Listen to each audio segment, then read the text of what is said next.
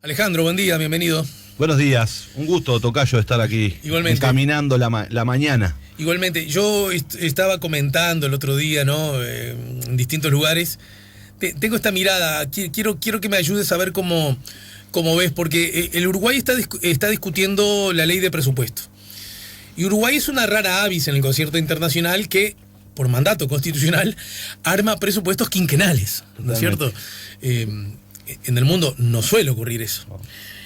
Entonces, más allá de eso que yo creo que a esta altura luce como un problema, el presupuesto es quizás la chance más nítida, más prístina, más clara, para que los ciudadanos, los que votaron al gobierno, los que votaron a la oposición, los que están llenos de esperanzas, los que están llenos de desesperanza, podamos ver en la discusión de esos temas, en forma bien clara, desde dónde se viene, en dónde se está y hacia dónde se va, atravesado por las miradas que la política tiene que tener. Claro. La historia, la ideología, la filosofía, ¿verdad? Un plan de país, un plan de república y, permitime, a veces incluso un plan de planeta y de mundo, ¿no?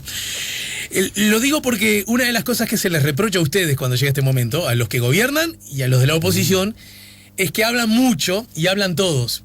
Y yo entiendo que quizás en algunos temas hablan demasiados. Pero este es el momento en que necesitamos verle bien las patas a la sota. Totalmente. Desde ese lugar, Sánchez, ¿se está viendo las patas a la sota en esta discusión? ¿Quiénes son unos? ¿Quiénes son otros? ¿Desde dónde vienen y hacia dónde van? Bueno, sí, creo que, a ver, hay un elemento primero que es verdad. La Constitución de la República establece una lógica de discutir el presupuesto que es a 5 años, y es una lógica además que nos obliga a discutir esos 5 años de un área muy importante, porque es la materialización económica de un plan de gobierno, porque es eso, económica y financiera, de mucha política pública en 45 días. O sea, porque también es el otro problema del presupuesto. 45 días para discutir todo: educación, salud, vivienda, transporte de obras públicas, la administración del Estado, los derechos de los funcionarios, los salarios, cómo se va a comportar la economía, qué pasa con las variables principales, el comercio exterior, la inserción internacional del país, la política industrial, la política que tenga que ver con las cuestiones ambientales. Es decir, es como demasiado, ¿no? Es casi de un país que hemos discutido muchas veces en el Parlamento si no necesitamos avanzar en otro camino. Hay países, por ejemplo, que se toman un año para discutir su presupuesto y lo van discutiendo por partes, ¿no? Y entonces profundizan naturalmente en determinado tiempo, en un año, van profundizando y aprobando el presupuesto por partes de áreas políticas, ¿no? Área de política pública, la educación, la salud. Y eso podría contribuir de alguna manera a una discusión más profunda y a conocer mucho más. Pero en esto es como una cosa muy grande, muy junta y además encapsulada, que este es el otro problema que pasa para los ciudadanos, me imagino, con mucha más fuerza, pasa dentro del Parlamento. Es decir, los que saben de presupuesto, los que trabajan presupuesto, ¿no? Son bien distintos a los que no trabajan presupuesto, ¿no? Y el que entiende de presupuesto es también un legislador diferente a otros legisladores que se especializan en áreas temáticas de otra manera. Sí, bueno, recordemos que además hay distintas comisiones, los legisladores integran, y te vas naturalmente especializando en un... Claro, pero ahí siempre el presupuesto tiene una cuestión muy encapsulada. ¿Por qué? Porque además lo discutimos de una lógica del deber ser, hacia dónde queremos ir en política de seguridad, hacia dónde queremos ir o qué queremos hacer, y un poco en ese contexto histórico que vos lo ponías, decir, bueno, ¿qué es lo que hicimos? En dónde estamos parados, cuáles son los desafíos que tenemos para adelante y qué pretendemos hacer para encarar esos desafíos, tanto de nuestras fortalezas, nuestras debilidades. Y claro, en ese escenario, esto también se mezcla con la asignación presupuestal. Porque en definitiva la discusión de presupuesto no es la discusión de intenciones. La discusión de presupuesto es cuántos recursos del Estado se ponen en una política. Es esa. Es una discusión de plata. De la plata que es de todos nosotros, que es la que recauda el Estado por vía de los impuestos o por vía de la obtención de otros recursos que tiene el Estado, sus empresas públicas, y dónde la invierte, ¿no? Entonces hay una discusión de temas, de oportunidades y de plata. Pero ahí no se evidencian intenciones, quiero decir. Por supuesto. Prioridades. A eso me refiero. Sin lugar a dudas. Pero no siempre las prioridades son solo de plata, ¿no? Vamos a poner un ejemplo. Te pongo un ejemplo de algo que estuvo bastante debatido en el presupuesto, ¿no? El Ministerio del Interior, por ejemplo. Un tema, el área de la seguridad es un área muy compleja, es un área que tiene muchas dificultades. Sí. Y perdón, antes de esto, y también está atravesado por cómo valoramos los diferentes actores políticos, los lentes que tenemos para valorar fortalezas y debilidades, ¿no? Y eso es natural. El Frente Amplio sostiene que si bien el país tiene problemas, que yo sostengo además, y lo he dicho siempre, el Frente Amplio no fue perfecto, y hay dificultades en el país que hay que atender, naturalmente hay un conjunto de fortalezas que nos permiten asumir los desafíos del futuro de una manera distinta si no se hubiesen construido. Y defiendo esa perspectiva con mucha fuerza, y el gobierno, lógicamente, no sé si lógicamente, porque yo creo que ahí tengo una crítica hacia el gobierno, si se terminó la campaña electoral, hoy gobierna el que gobierna, el que eligió a la gente, y ahora se tiene que hacer cargo del futuro. Y lo que trata de colocar es la idea de no hay fortalezas, ¿no? Es decir, todo es debilidades, todo es un problema, y entonces ahí empezamos en una discusión de punto de inicio, es decir, dónde están las fortalezas del país construidas y dónde están las debilidades. Y a veces se transforma en una discusión de negro sobre blanco o de hinchada de fútbol, en donde unos profesamos de que está todo perfecto y otros profesan de que está todo horrible. Y la verdad no es esa. El otro día tu colega Mujica, que supo ser además de colega, compañero, sí, ¿no? Expresó que Uruguay está atravesando la peor crisis desde la restauración de los últimos democrática. 40 años, dijo. Bueno, se le fue la mano, ¿no? O sea, comparar la situación que está viendo el país hoy, que es muy compleja, porque esta es una situación de enorme incertidumbre. ¿Hasta dónde llega la pandemia? La pandemia hizo frenar... Una incertidumbre global, justamente, claro, por lo que acabas de decir, pandemia, ¿no? La pandemia ha hecho frenar los motores de la economía, algo que no estaba en el radar de nadie, que la economía del mundo se podía parar. Y se paró. Lo que parecía que nunca se iba a parar, que el mercado nunca se iba a detener, porque siempre está rodando, está girando, se paró. De la noche a la mañana se paró. De la noche a la mañana tuvimos millones en realidad, de personas que pasaron a cuarentena, es decir, no poder salir de su casa en el mundo, ¿no? Y ese es un impacto global que tiene repercusiones culturales, económicas, sociales y geopolíticas, y que va a perdurar en el tiempo, y que la pandemia aceleró procesos que venían incipientes quizá, y los ha acelerado: el teletrabajo, sí, la robotización, sí, el contacto social. Pero también, ahí va, ya que arrancaste para ahí, es muy interesante advertir cómo la elaboración de los discursos, como el amase de los relatos, yo advierto que el gobierno trata de decir lo siguiente: en efecto hay cosas que le están pasando a Uruguay porque le están pasando al mundo. Y entonces es inevitable que le pasen a Uruguay. Claro. Mucho más, creo que también lo has dicho tú, pero también lo ha dicho gente de la mirada más ortodoxa económica. Uruguay, desde la perspectiva económica, es un país muy dependiente. Totalmente. Subrayadamente dependiente. Entonces imagínate, si siempre dependes de la afuera, ahora parece ser muy claro. Sin embargo, también el gobierno ha dicho, sus voceros, que como si fuera poco, nos agarra esto aquí y así ahora, porque el Frente Amplio lo dejó, bueno, claro, muy mal. Algunos dicen incluso peor que en la crisis del 2002, ¿verdad? Y yo veo que está como en disputa eso, ¿no? De la idea de, ¿qué querés, macho? Mirá lo que le vino al mundo y encima, como ustedes me dejaron la casa, y bueno, y están ustedes diciendo, bueno, tan mal no te lo dejamos porque ya ves que sos el menos que invertís y aún así, bueno, pero... ¿Cómo nos paramos frente a esas cosas? Es parte de la disputa política. Yo lo que creo ahí es, yo en la Cámara de Diputados incluso, y lo puse en mi informe en minoría, ya no habla el Frente Amplio, no habla el diputado Alejandro, habla el gobierno, el mismo gobierno.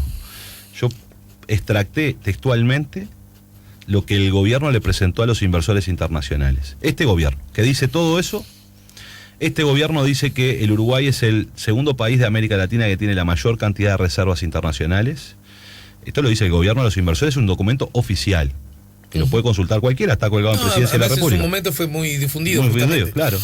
Que además dice que ha mejorado sustantivamente los niveles de informalidad del empleo, que tiene una matriz de protección social muy buena y que permite actualizar o actuar rápidamente sobre los sectores vulnerables, que la economía en los últimos tiempos creció un 67%, que el salario real creció un 57% de los trabajadores, y que por tanto el Uruguay es un país no solo con certezas jurídicas, con seguridad jurídica y con una infraestructura en donde el 67% de las rutas nacionales se encuentran en buen estado o muy buen estado, y que por tanto es un país apetecible para invertir porque tiene fortalezas financieras el Estado para poder hacer frente a sus necesidades, porque hay una economía pujante, porque la informalidad ha bajado mucho, porque la pobreza es la más baja de América Latina. O sea, es el mismo gobierno que nos dice que todo es un desastre y que llegó que tenía la caja vacía.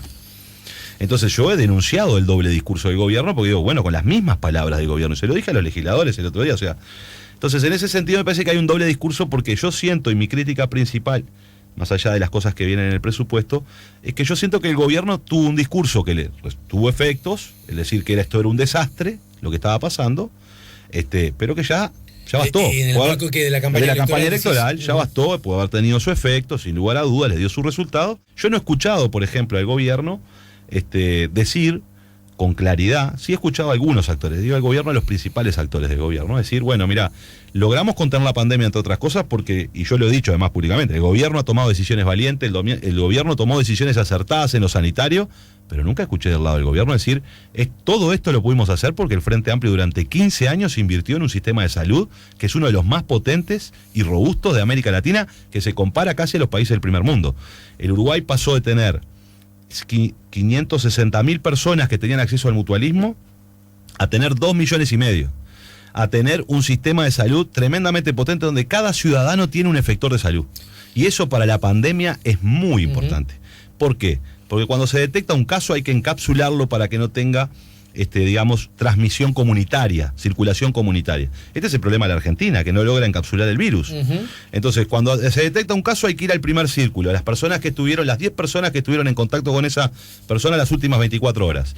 Y luego hay que ir al segundo círculo, que son las personas que tuvieron contacto con ellos, 10, para atrás. Y así poder rastrear el virus. Y eso es posible en Uruguay, porque si se da la situación de que hay un virus detectado en el Palacio Legislativo, todos los que están trabajando en el Palacio Legislativo y todos los que fueron de visita al Palacio Legislativo, al otro día pueden tener una mutualista para hacerse un test.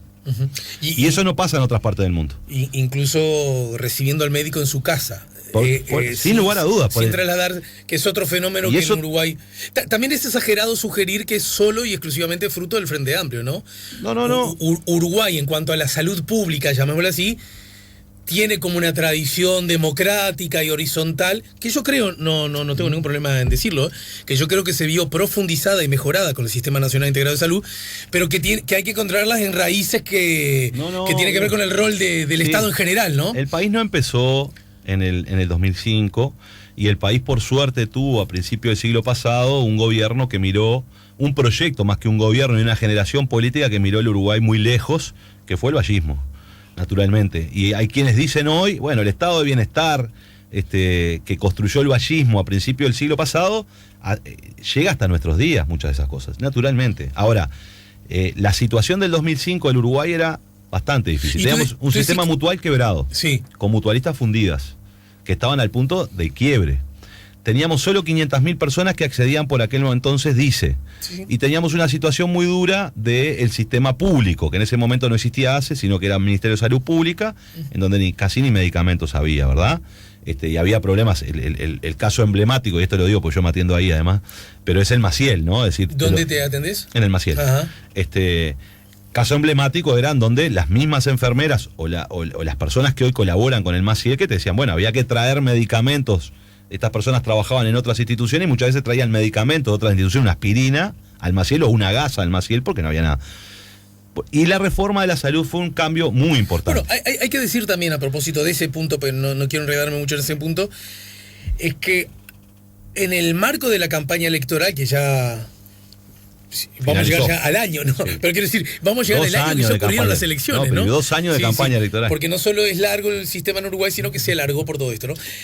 En realidad no hubo un solo partido político ni un solo candidato a la presidencia que procurara o promoviera el cambio del Sistema Nacional Integrado de Salud, ¿no? No. Pero eso implícitamente habla de que está el sistema político de acuerdo con lo logrado, ¿no? Está claro, pero cuando vos me decís, y yo comparto de que el déficit fiscal en Uruguay es alto y hay que reducirlo, y lo colocás como un principal problema porque el déficit fiscal llegó casi a 4.7, pero yo te demuestro, por ejemplo, que el sistema de salud, porque uno no invierte en salud cuando tiene una pandemia, lo invierte de antes, invertimos 9 puntos del PBI en salud. Es muy fácil, yo podía haber no hecho toda la transformación del sistema de salud que se hizo, ahorrado 4 puntos del PBI y no tenía déficit fiscal.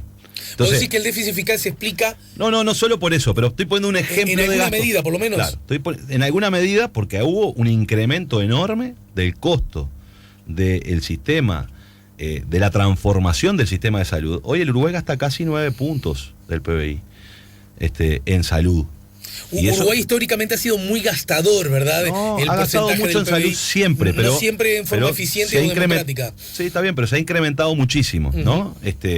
En estos últimos 15 años, el incremento del gasto en salud es uno de los que más ha crecido. Crecieron 2 gastos importantísimos, educación y salud. Son los que se llevan, digamos, básicamente todo eso.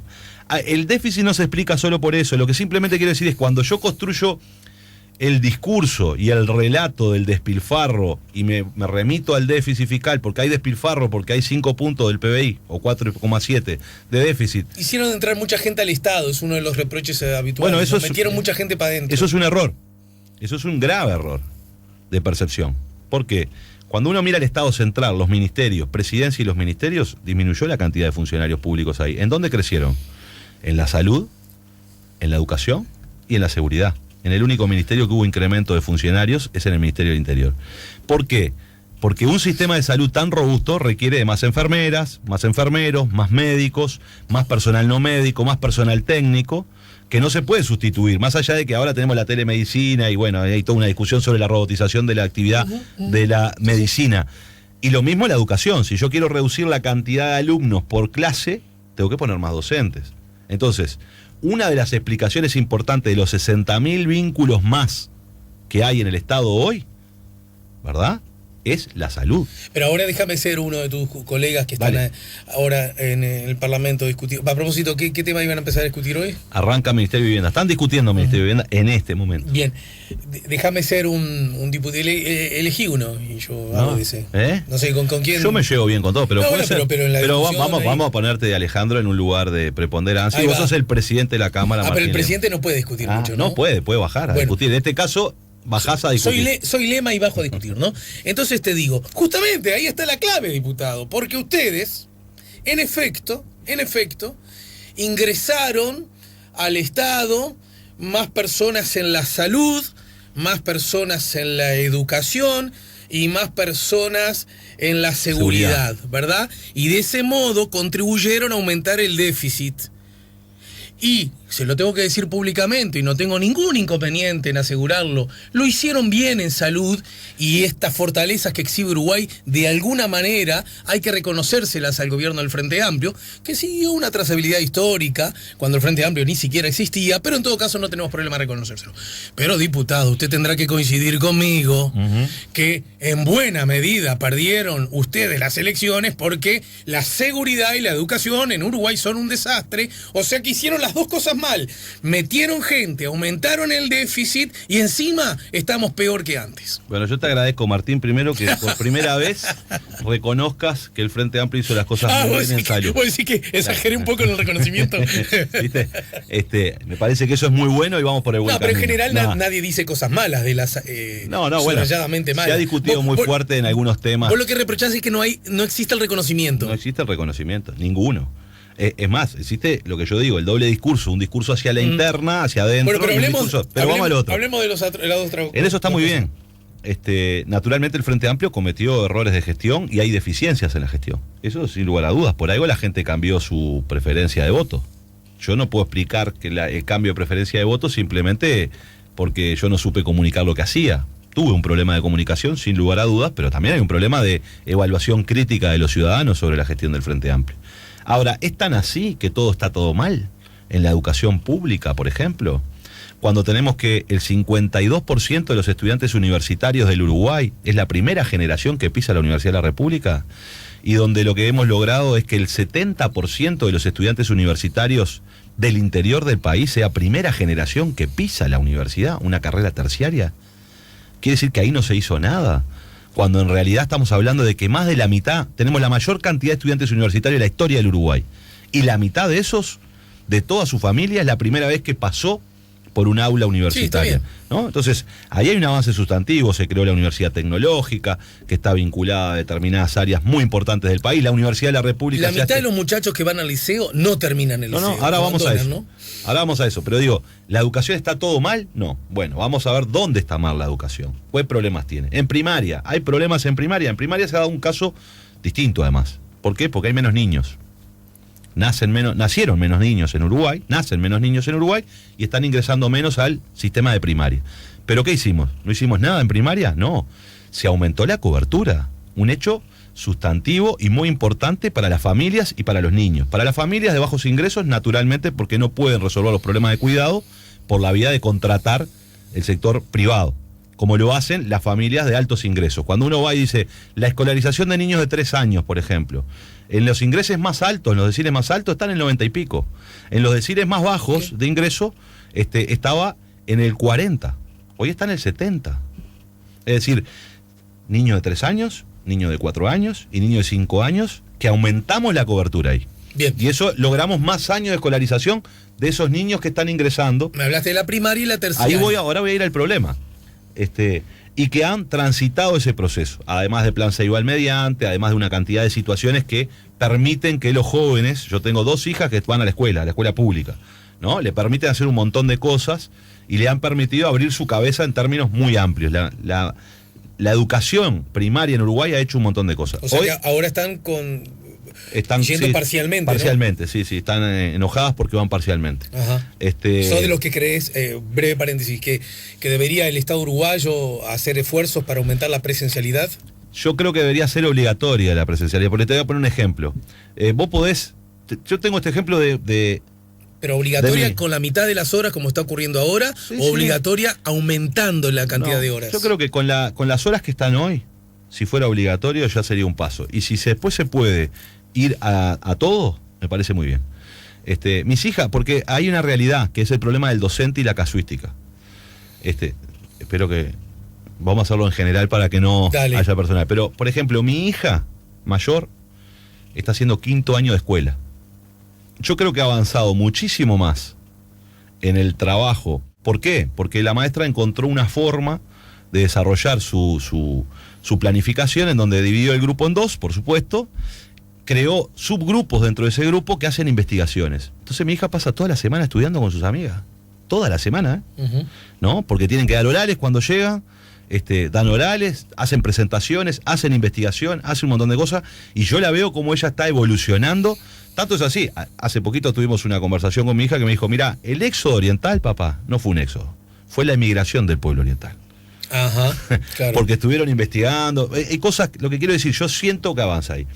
Mi otra hija quizás ha tenido otras dificultades, ¿no? Que uno es más ve, chiquita. Que es más chica, pero ha tenido otras dificultades y no veo tanto el desarrollo, digamos, estamos hablando acá de edades diferentes sí, en ese trabajo. Entonces, bueno, seguramente características distintas, ¿no? Sea más golpeada, digamos, por la falta por la reducción horaria, la más chica que la más grande. Eso es lo que yo siento como padre, ¿verdad? Entonces me parece que por lo menos habría que ser obligatorio, porque en la escuela de mi hija, por ejemplo, hay alumnos, hay compañeros de mi hija que no han ido. Entonces, ese gurises se atrasaron enormemente. Y el atraso, además, en términos socioeconómicos, va a ser muy duro en este proceso.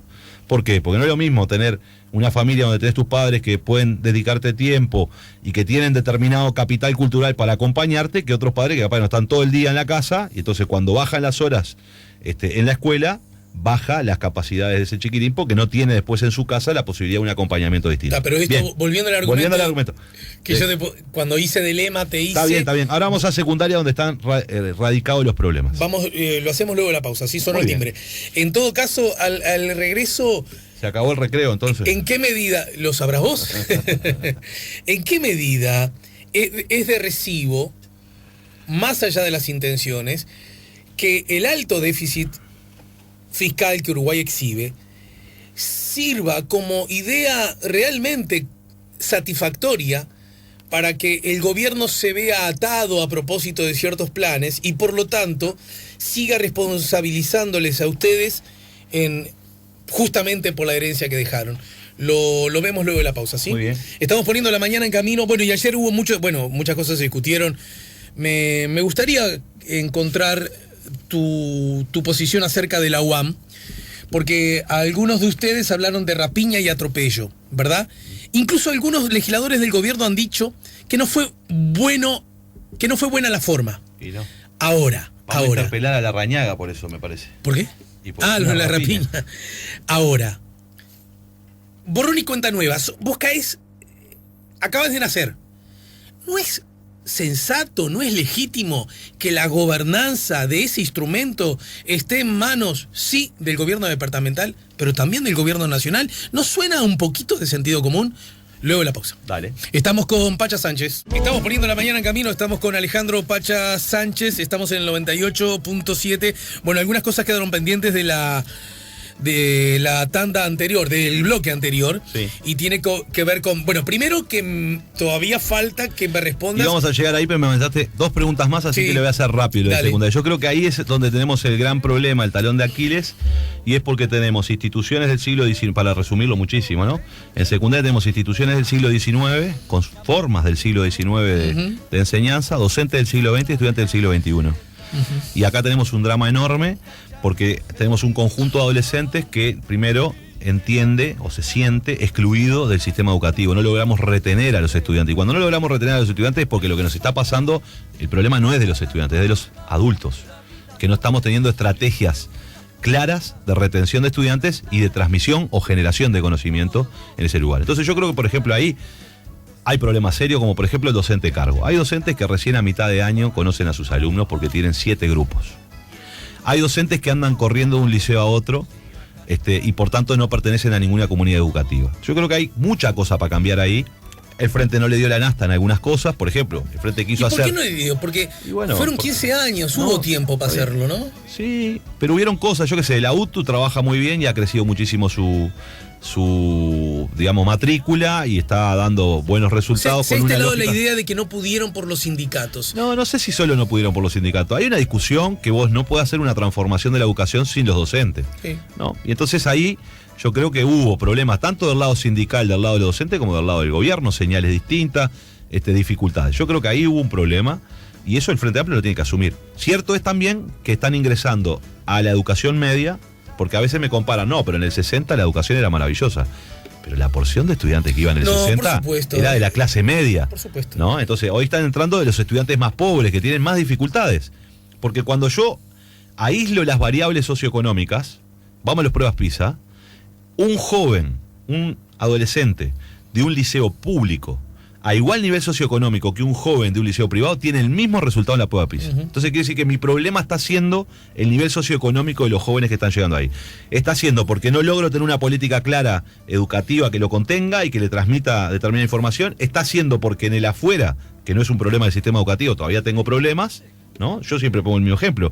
Si ese joven que va al liceo llega a su casa, vive en un rancho de 2x2, con 3 hermanos, no tiene un lugar ni siquiera para estudiar, se muere de frío en el invierno y se muere de calor en el verano, no va a rendir lo mismo un joven que tiene una casa, una familia constituida y un lugar para estudiar. Solo eso te estoy planteando, no te estoy planteando lo básico, ¿no? Entonces ahí tenemos ese problema. De alguna manera creo que esos son parte de los desafíos. Yo creo que el déficit fiscal es un desafío, hay que bajar el déficit fiscal, hay que trabajar para bajarlo. Lo que pasa es que vos lo podés hacer con pulidora o lo puedes hacer con motosierra. Y creo que el gobierno decidió en una política económica hacerlo por motosierra. Y ese es un grave problema, y esta es la discusión más fuerte que estamos teniendo con respecto al presupuesto. Porque el gobierno ha decidido bajar salario de los públicos, bajar salario de los privados, y eso va a traer una rebaja bajar de la salario de los jubilación. públicos es explícito. ¿Y de los privados cómo es que está el gobierno? Y la pauta que mandó el gobierno en la negociación colectiva implica una pérdida de salario. Con acuerdo de los trabajadores, ¿verdad? Los trabajadores terminaron firmando porque estaba el gobierno y los empresarios de acuerdo. Pero esto yo no estoy... Lo que estoy diciendo simplemente es que lo que va a ocasionar es una reducción de salario de toda la economía. Esa reducción de salario de la economía va a generar una reducción de las jubilaciones. Claro. ¿Tá? ¿Eso qué va a hacer? Deprimir el consumo. Porque hay gente que estaba trabajando y no llega a fin de mes, esa gente va a llegar menos, y el que llegaba a fin de mes se le está recortando alguna cosa y va a consumir menos. Está bien, esa mirada ahora la desarrollamos un poquito, pero estás omitiendo otra, y es que quizás el gobierno no lo está diciendo en forma tan explícita porque quizás políticamente no es adecuado del todo. Pero en realidad, si yo bajo salarios públicos y bajo pasividades, voy a bajar mi gasto, claro, porque voy a tener que pagar menos. Y al pagar menos, voy a contribuir a bajar el déficit fiscal. Muy bien, claro, es que esa es la estrategia del gobierno. 2/3 partes del ahorro que se comprometió el gobierno, según ellos, de 900 millones, la van a pagar los trabajadores y los jubilados. Es así, le metieron la mano en el bolsillo, cosa que dijeron que no iban a hacer. Ahora bien, ¿cuál es el problema? Los impuestos dijeron que no iban a hacer, ¿no? La mano en el bolsillo. Entonces, con impuestos. Entonces yo te meto la mano en el bolsillo porque te pongo un impuesto, o te meto la mano en el bolsillo porque te rebajo el salario. Es lo mismo, el bolsillo se te achicó. ¿Cuál es el problema en una economía como la uruguaya de estas? Es que si yo voy a bajar salarios y pasividades, y además voy a bajar gasto público, 15.000 millones de pesos menos el año próximo va a gastar el Estado uruguayo. Las empresas proveedoras del Estado uruguayo no le van a poder vender por ese monto al Estado uruguayo. ¿A quién le van a vender? Si los trabajadores tienen menos ingresos. Los empresarios y comerciantes del Uruguay, que son el 90% de las empresas del país, que viven del mercado interno, que son las que más puestos de trabajo generan, porque el 10% son las grandes que trabajan con el mercado internacional, son los exportadores. El 90% de las empresas del país, desde la ferretería, la carnicería, hasta el almacén supermercado, pasando por los que abastecen, que son la industria, que abastecen esos comercios, y los pequeños productores. Si yo achico la economía del país, deprimo el consumo, le estoy sacando clientes a esas empresas. Y si esas empresas pierden clientes, ¿qué va a pasar? Van a presionar a sus trabajadores para bajar más los salarios porque no le estaba dando la ecuación, o despedir trabajadores.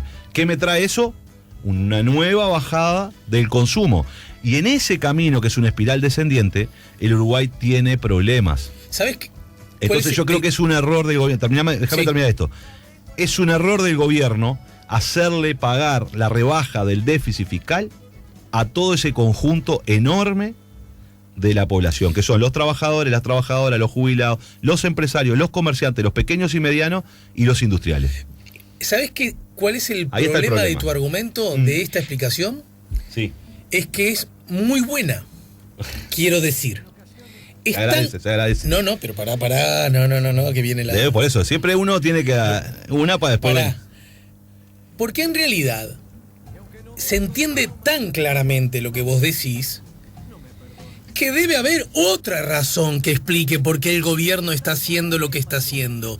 Porque ¿por qué el gobierno tendría como plan justamente deteriorar el ingreso de trabajadores públicos y privadas, de pensionistas, de jubilados, logrando que además, eso cualquiera lo sabe, esa dinamización de la economía se va a ver perjudicada, y de ese modo perjudicas, como decís vos, al gran porcentaje de empresarios en nuestro país, que son las pymes, ¿verdad? Que corresponden, creo, al 80% o algo así. 90%. Bueno, más aún, generando no solo eso, sino generando, en la medida que haya menos trabajo y menos consumo, más posibilidad de desempleo y por lo tanto de seguro de paro, y va a tener el Estado que pagar el seguro de paro.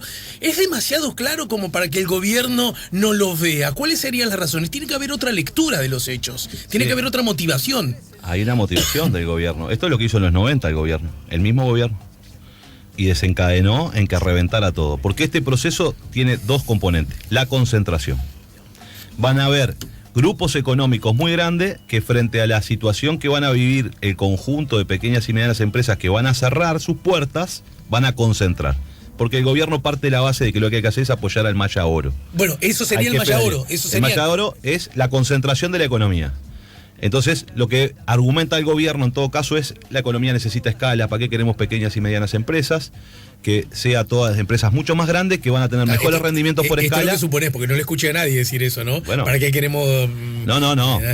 Pero lo que digo es parte de lo que pasó en los 90, donde el PBI creció en los 90, se concentró la economía, no hubo incremento de los salarios, hubo destrucción de empleo, hubo destrucción de empresas, hubo destrucción del sistema productivo uruguayo, y terminamos después en las marchas que hablaban de rentabilidad o muerte. ¿Quiénes marchaban?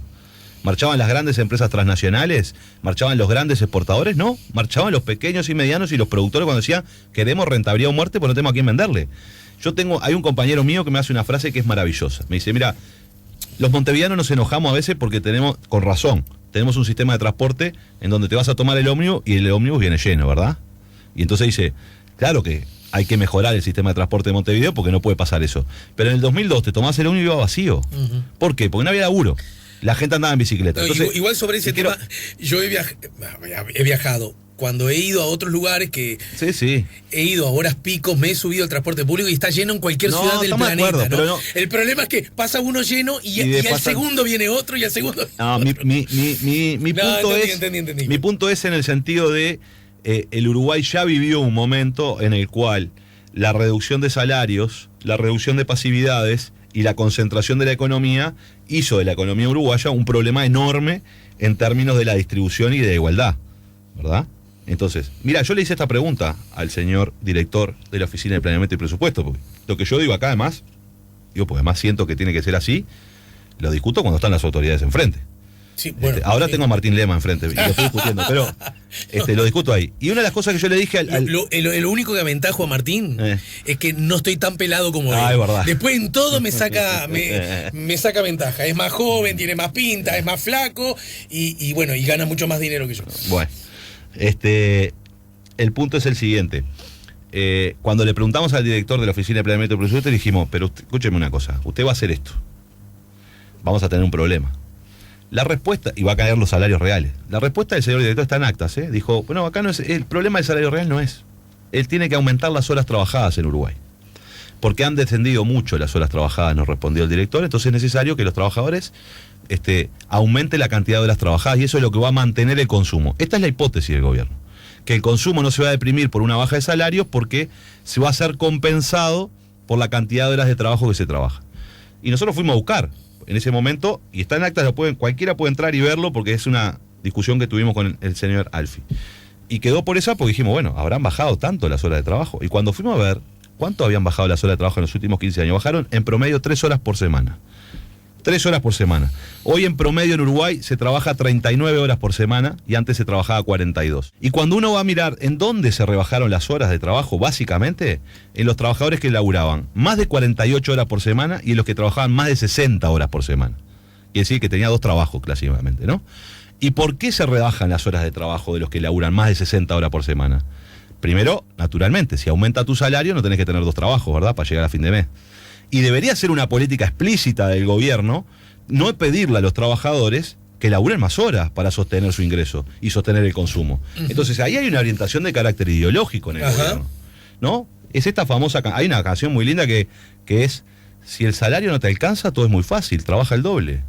Y entonces acá hay una diferencia en la concepción política, ideológica, y también en las consecuencias económicas, porque el gobierno está afiliado a la teoría del derrame, de que lo que tenemos que hacer es dejar que el Maya Oro, sacarle todo el lastre, estoy usando palabras contextas, palabras claramente de las que dijeron las autoridades. Saquémosle el lastre al Maya Oro, que el Maya Oro pedalee mejor, y después va a repartir el premio. Y lo que ha pasado en el mundo entero es que los Maya Oros no reparten los premios, y vivimos un mundo donde el 1% de la población mundial, que son los más ricos del mundo, se volvieron mucho más ricos y cada vez hay más pobres porque ese 1% que vos lo dejás pedalear y le sacás lastre, lo que termina pasando es que no reparte nada. Pero a propósito incluso de ese punto, y perdona que vuelva al pasado, ¿no? Uno de los argumentos que el Frente Amplio podía exhibir con cierta credibilidad era que encontró un país con determinado número de compatriotas pobres, con determinado número de compatriotas excluidos, con determinado número de compatriotas con fuera del sistema de salud, ¿no? O por lo menos con carencias. Sí. Y al final de 3 periodos, el número de pobres disminuyó, el número de marginados disminuyó, el acceso a la salud, lo hablamos más temprano, aumentó. Sin embargo, una de las cosas que dice el gobierno, cuando digo el gobierno, algunos de sus voceros, ¿verdad? Sí. Pero que es una idea que está incluso apoyado con ciertos estudios académicos también, de que en realidad, bueno, después de todo, tantos menos pobres no hay demasiados compatriotas pobres aún, y después de todo, esto no terminó siendo funcional porque por un lado te endeudaste más, por otro lado me aumentaste el déficit fiscal y por otro lado el sello histórico que se supone que es de la izquierda, que bajara el número de pobres, generar niveles de dignidad que parte de los ciudadanos no tenían, no han sido tan eficientes. Bien, hay formas distintas de medir la pobreza.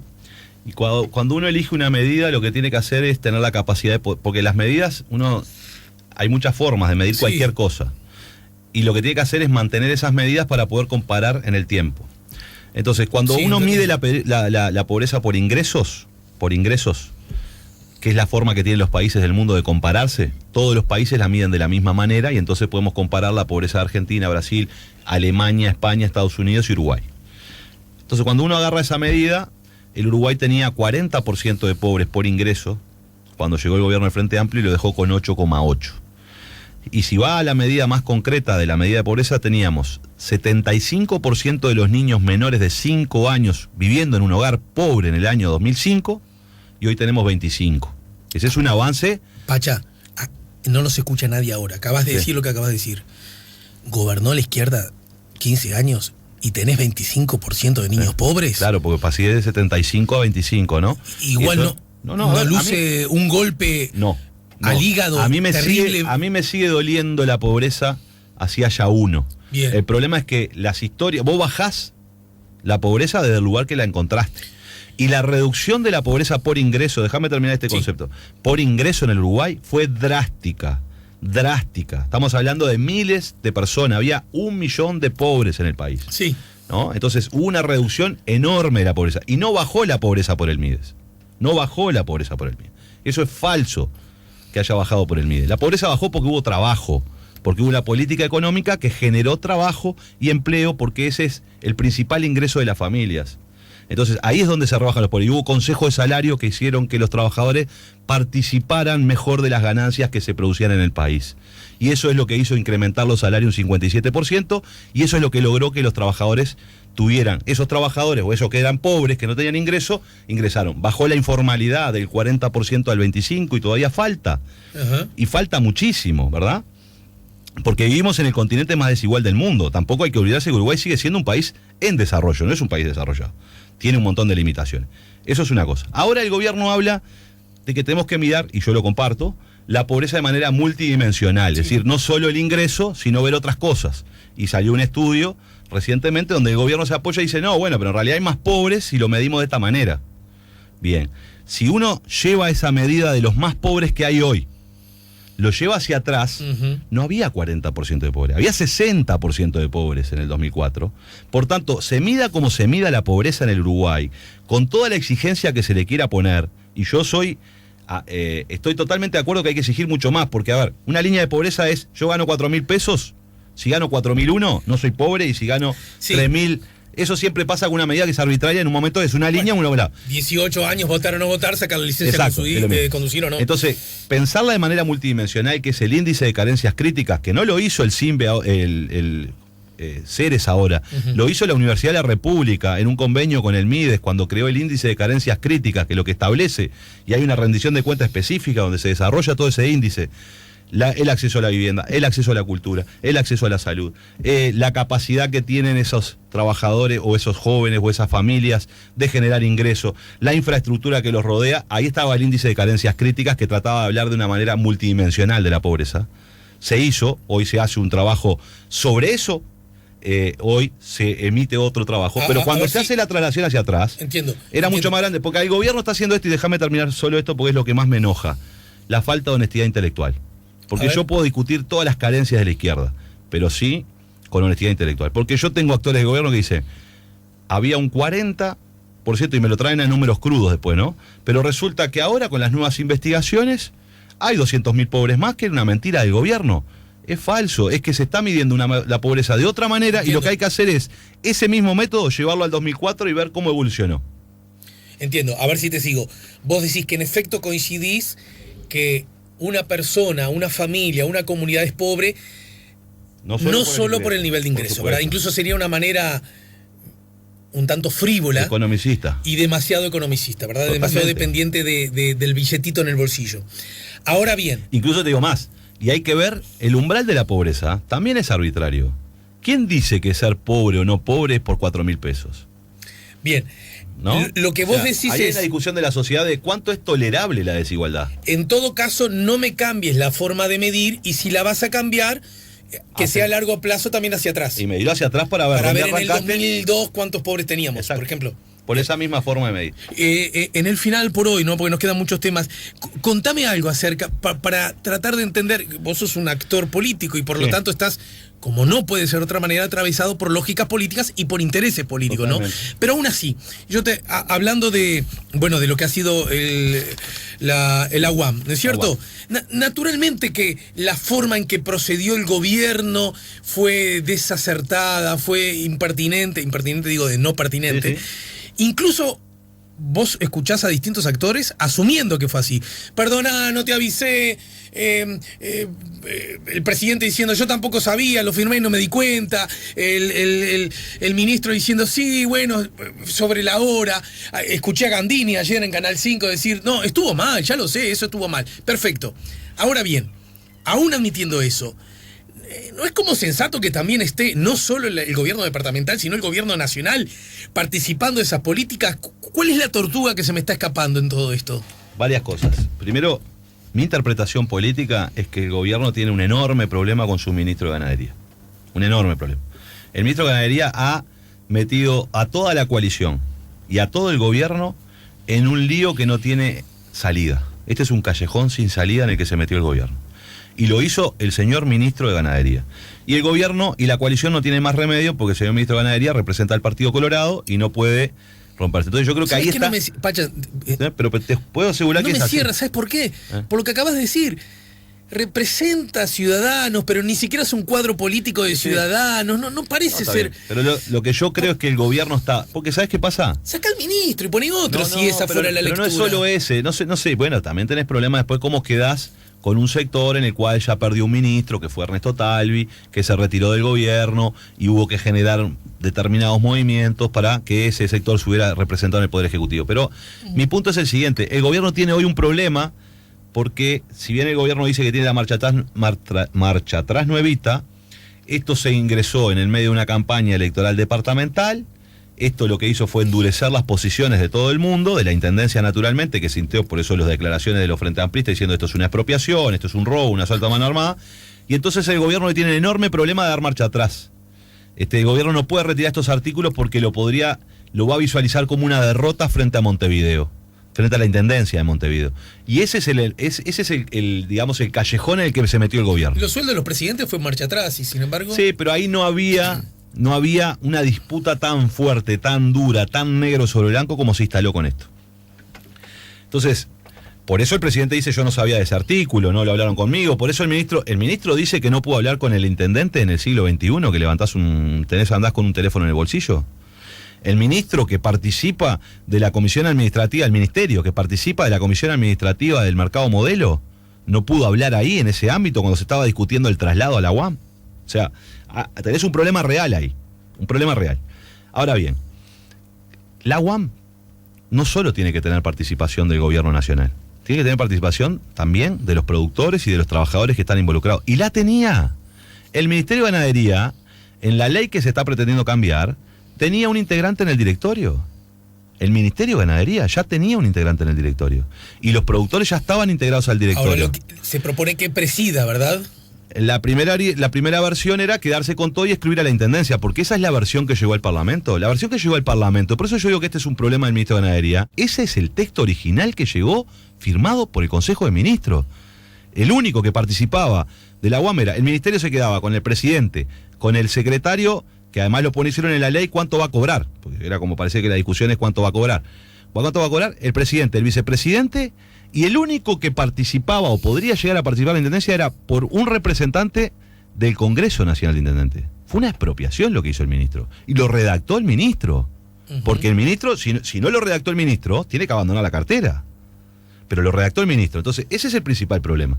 Después se plantea, bueno, flexibilicemos, uno para vos, uno para mí, y veremos qué pasa. Ahora, ¿cuál es el problema? Y déjame terminar con esta otra parte.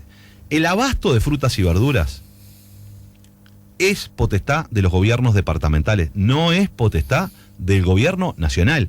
Ni en Montevideo, ni en Canelones, ni en Artigas. En Salto hay un mercado que lo creó la Intendencia. Y en Cerro Largo hay un mercado que lo creó la Intendencia. ¿Cuál es el problema? El mercado de Montevideo es el más grande, porque la mitad de la población vive acá. Y lo administra la Intendencia. La facultad de administrar ese mercado, el abasto de frutas y verduras, es decir, las condiciones de formación de precio de la fruta y verdura, tanto de las condiciones de venta de los productores como de los consumidores y la inocuidad de los alimentos que consumimos, es una potestad de los gobiernos departamentales. Entonces, vos no podés traer un artículo donde decís, esta potestad, solo en Montevideo, que tiene otro signo político, que lo gobierna otro partido, va a ser potestad del Ministerio de Ganadería. Y no en el resto de los departamentos. Porque ni siquiera el proyecto de ley que envió el Poder Ejecutivo, que estaría mal igual, no dice la potestad de administrar los mercados de frutas y verduras a partir de ahora en el territorio nacional será del Ministerio de Ganadería. No, no lo dice. Dice que solo para Montevideo. Entonces, ¿por qué se instala esta discusión así? Y después tenés el contexto. Montevideo invirtió 90 millones de dólares en construir eso que está allí, y a un mes de inaugurarlo vos te lo querés quedar. Entonces, este es el problema político. Acá hay un problema serio y hablando de la institucional. política, ¿y cómo salimos políticamente Bueno, de esto? yo creo que el gobierno debería, yo le he planteado al gobierno, retiren los artículos del presupuesto nacional. Hay nuevas autoridades en la Intendencia. Ganó Carolina Cose la Intendencia, va a asumir en noviembre. Retírenlo, lleven a la Comisión de Ganadería y discutan con las nuevas autoridades cómo hacer con este mercado, que tiene que tener participación naturalmente por la incidencia que tiene del gobierno nacional, pero cómo se hace, pero no de esta manera.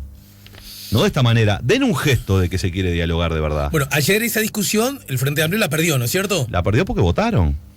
¿En el Senado podrá cambiar eso? Espero, aspiro, vas a voy estar, para ¿no? ahí al Senado. Yo cruzo con el presupuesto bajo el brazo para el Senado.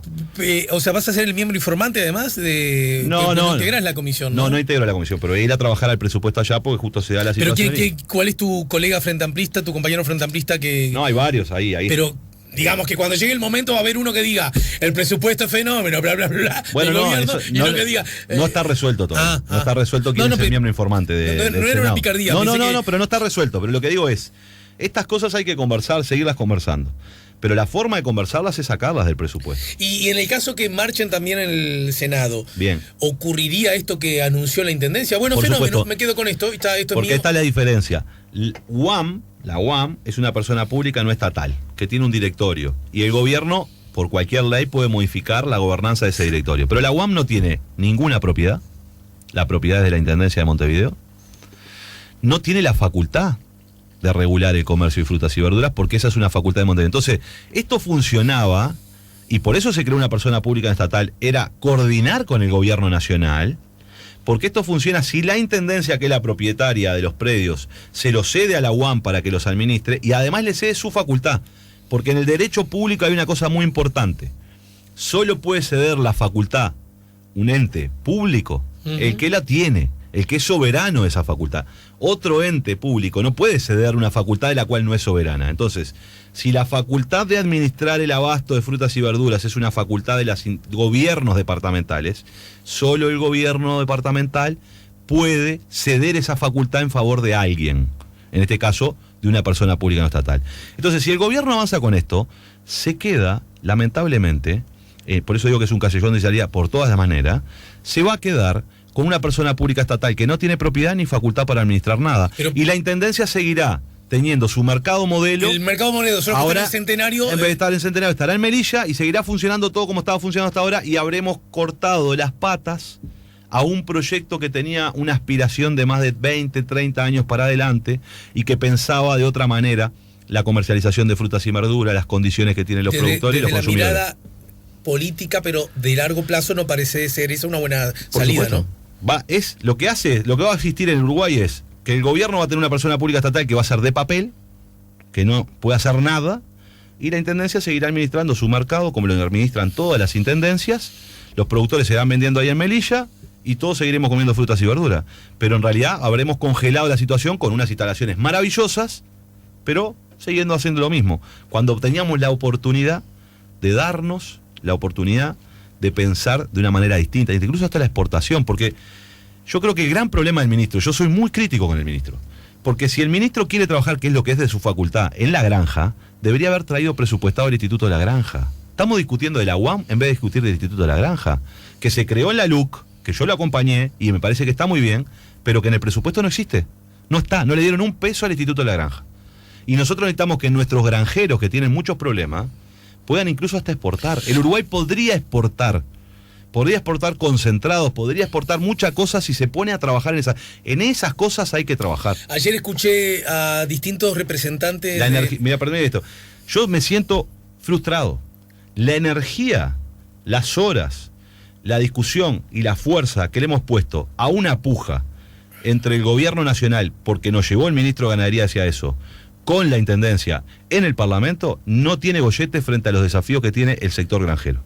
En vez de gastar la mitad del tiempo que hemos gastado en discutir la UAM, lo hubiésemos gastado en discutir políticas activas hacia la granja, hubiésemos hecho un gran aporte. Aún si no nos poníamos de acuerdo en qué hacer con la granja en el gobierno. Era mucho más importante para el país discutir eso que lo que hemos estado discutiendo y la energía que hemos gastado en todo esto. ¿Vos descartás que esta sea, para decirlo así a grosso modo, y respetando la investidura, una iniciativa del presidente que justamente utiliza al ministro con ese fin? No, yo creo que no. Bien. Ayer escuché a muchos colegas tuyos del partido de gobierno sugiriendo que en realidad es una exageración, o en algunos casos francamente una mentira, sugerir que lo dispuesto ayer a propósito de abastecer a los barcos es una forma de desmonopolización. Algunos han dicho, es simplemente un negocio que no estaba haciendo ANCAP, que ahora se hace. Bien. Y con el tema de la desmonopolización, que suena, en alguna medida se conecta con privatización y todo eso, Es un ruido interesante, ¿no? Pero vino la desmonopolización en la LUC, se retiró. Sí. Y ahora llega se retiró porque los socios del gobierno no estuvieron de acuerdo, sí, ¿no? Nosotros y los socios del gobierno no estaban de acuerdo. No, porque te lo digo con picardía, porque en realidad yo escuché a muchos de ustedes decir, porque hicimos nosotros. Y en realidad gente del gobierno dijo, no, que fue que hicimos nosotros. Es porque nosotros, gente de Ciudadanos me dijo, no estuvimos de acuerdo. Seguro, pero a veces la gente no está de acuerdo o está de acuerdo en función también de cómo se funciona la oposición, porque si no la oposición se retira y se va y el gobierno resuelve sol, ¿no? Entonces el debate, la discusión, el intercambio genera estas cosas. Tanto es así que con este artículo, que yo he sido muy crítico en redes sociales y en medios de comunicación, tuvo tres aditivos, porque en realidad lo trajo el ministro. Metieron un aditivo en la comisión y lo votaron afirmativamente todos los socios de la coalición. Yo fundamenté ahí y fui muy duro con lo que estaba en ese artículo, lo retiraron y trajeron uno nuevo, que es el que llegó ahora a discutirse en la Cámara. Se lo cuestioné muy duramente. Se votó ayer, ¿no? Sí, pero el que se votó ayer es otro aditivo. Otro más. Lo cambiaron 3 veces porque las 3 veces, no digo yo, el Pacha Sánchez hace cambiar a la oposición de cosas. El Frente Amplio. Pero yo argumenté muy duro en mi informe en minoría sobre lo que habían votado en comisión, después de haberlo cambiado. Porque, a ver, el ministro llegó con esto. Después en comisión le dijeron, bueno, también que sea el negocio del aeropuerto. Yo lo critiqué con dureza, volvieron a que sea solo para los puertos. En la Cámara lo critiqué de vuelta porque permitía que las empresas comercializaran jodiendo, perdón la expresión, pero jodiendo, porque un camión entraba al puerto, podía cargar combustible y no iba a cargar en las estaciones de servicio que estaban en el país. Y ahora lo vuelven a cambiar para decir es solo para los buques. Porque eso es lo que están haciendo. Lo cual demuestra la desprolijidad que esto no debería estar en el presupuesto, deberíamos discutirlo aparte. Primer punto. Segundo punto. Acá se está desmonopolizando, es verdad, un negocio que ANCAP no estaba haciendo, sí, de los grandes buques. Pero acá se está desmonopolizando todo, del comercio, de los derivados del combustible para con los buques y embarcaciones marinas de todos los puertos del Uruguay. No es el Fuloy solamente. Acá se está desmonopolizando porque el artículo lo que dice es desmonopolización, se deroga el monopolio que tiene ANCAP en todos los puertos administrados por la ANP a los efectos del abastecimiento de buques y embarcaciones. Eso quiere decir que no es solo Fuloy, que es el negocio en el que no está ANCAP. El Fuloy, más allá de eso, ANCAP le vende Fuloy a pequeñas embarcaciones, en realidad no a las grandes, a los pescadores, los barcos pescadores, etc. Son $50 millones por año. No es un negocio despreciable, ¿eh? $50 millones.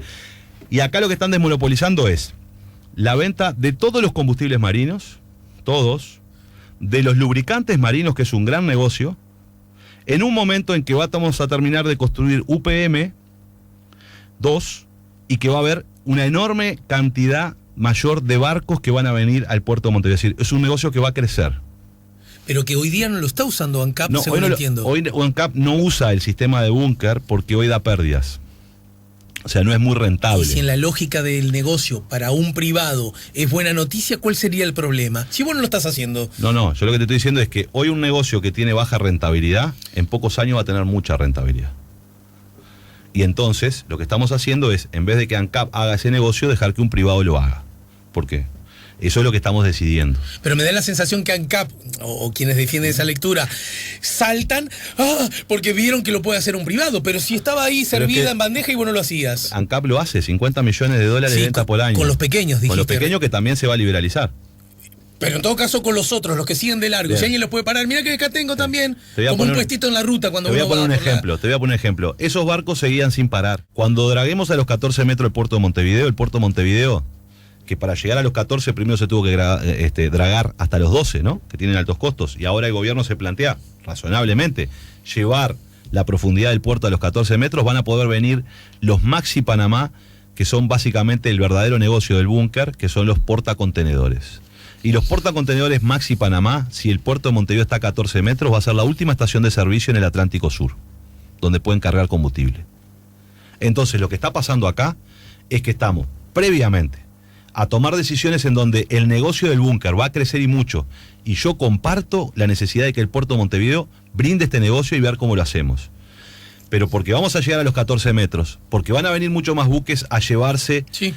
la producción de celulosa, y porque vamos a hacer la última estación de servicio del Atlántico Sur para los portacontenedores Maxi Panamá, que son los que pasan por el nuevo canal de Panamá, que es más grande que el canal anterior, y por ahí se está haciendo porque uno de los grandes temas es que el comercio mundial se ha ido a Oriente, y por tanto es mucho más lejos y vale más caro, entonces hay que construir barcos más grandes para tener economía. Somos la última estación de servicio, y esa estación de servicio no la va a hacer ANCAP. Se la estamos dando para que la haga un privado. Ya que va a crecer esto, aprovechemos para que la plata la tengan CAP y de ese modo nos regresa a nosotros. Exacto. Y yo creo que esta decisión lo que está haciendo es que esa posible estación de servicio en el futuro, si nosotros llegamos a 14 metros el dragado, y efectivamente nos transformamos en esa estación de servicio de los grandes buques, porque para tener negocio, básicamente hay que tener en teoría más o menos unos 3.000 TEUs por semana, que son los buques de carga que deben pasar por el puerto de Montevideo. El puerto de Montevideo está afectado por la competencia con Buenos Aires, y Buenos Aires está tratando de construir un puerto en La Plata para competir con el puerto de Montevideo. Esta es una lucha de puertos como nos ha definido históricamente. Sí.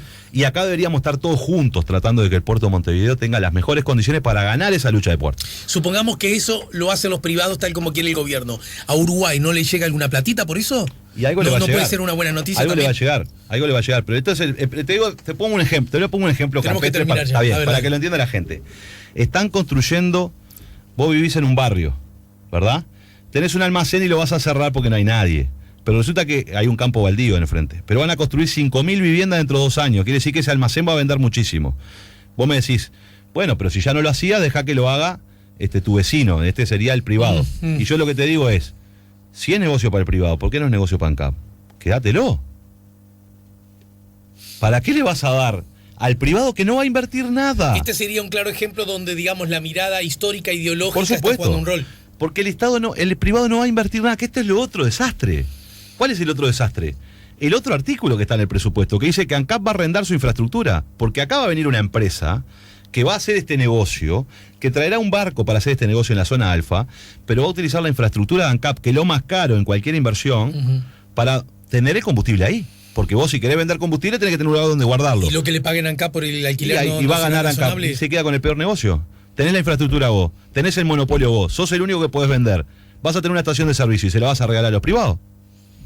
Es un mal negocio para el Estado. Bueno, te despido, pero entonces, para que quede claro, vas al Senado en la medida que renuncie Mujica, ¿no? Esa es la Por idea, supuesto. ¿no? Y eso ocurriría ahora cuando... En teoría el 20. Bien. No es picardía, pero ver para creer, ¿no? Por supuesto, siempre. ¿Cómo que? Estamos haciendo la mudanza igual. Pero... Bien. No, te escuché, sí, ya te vas al despacho de Mujica. Sí, me voy al despacho de Pepe porque tengo que dejarle mi despacho al ¿Está que bueno? va ¿Está bueno el a despacho asumir. ese? Es un lindo despacho. Es un lindo despacho, pero que viene con un peso muy grande. Como es la representación de Mujica, que yo no la voy a ocupar toda, por supuesto, la representación de Mujica. Mujica es Mujica, yo no soy Mujica. Pero naturalmente, asumir una banca y que la banca provenga de PP es una enorme responsabilidad. Entonces también ese despacho pesa. Bueno, muy bien. Para seguir hablando de otros temas, porque cada cosa que dijiste merece nuevas miradas, la seguimos más temprano que tarde, ¿sí? Por supuesto. Si buscas un portón automático para tu casa o para la oficina, asegúrate que sea fuerte, que sea seguro, que sea práctico, que sea un SEA. Porque solo un portón SEA te asegura el mayor respaldo técnico, un service propio en todo el país y la garantía de todos sus productos. Ingresa en seaportones.uy o llama al 2601-2611. Si vas a elegir un portón, que sea un SEA.